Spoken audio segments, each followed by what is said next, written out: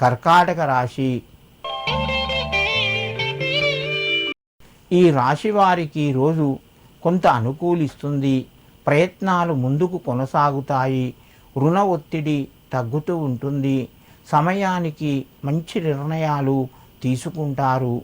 మిత్రుల ద్వారా కొంత సహాయము అందుతూ ఉంటుంది. ఐటీ ఉద్యోగులకు శుభవార్త వినే అవకాశం ఉన్నది.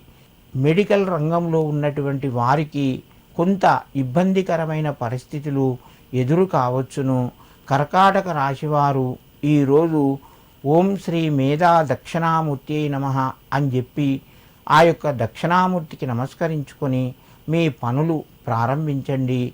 మీకు మరింత శుభయోగం కలుగుతూ ఉంటుంది. సింహరాశి. ఈ రాశి వారికి రోజు మధ్యమ స్థాయిగా చెప్పవచ్చును. ధనపరంగా కొంత కలిసి వస్తుంది. మిత్రుల ద్వారా సహాయం అందుతూ ఉంది. శుభవార్తను వింటారు. ప్రయత్నాలు కొంతవరకు ఫలిస్తాయి. ఖర్చులు కూడా పెరిగే అవకాశం ఉన్నది. బంధువుల మధ్యన జాగ్రత్తగా మాట్లాడండి. మనస్పర్ధలు వచ్చే అవకాశాలు ఎక్కువగా ఉన్నాయి. విందు వినోదాల్లోపట పాల్గొంటారు. సింహరాశి వారు ఈరోజు శ్రీ గురుభ్యో నమః అని చెప్పి మీ గురువుకు నమస్కరించి మీ పనులు ప్రారంభించండి. మీకు మరింత శుభయోగం కలుగుతూ ఉంటుంది.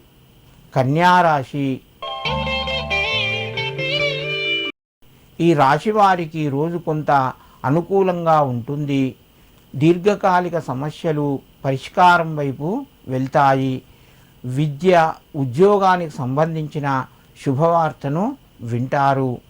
వివాహానికి సంతానానికి సంబంధించి ప్రయత్నం లోపట కొంత వేగం పెరుగుతూ ఉంటుంది. వ్యాపార రంగంలో లాభాలను పొందుతారు. కన్యారాశి వారు ఈరోజు హయగ్రీవాయ నమః అని చెప్పి హయగ్రీవునికి నమస్కరించుకొని మీ పనులు ప్రారంభించండి. మీకు మరింత శుభయోగం కలుగుతూ ఉంటుంది.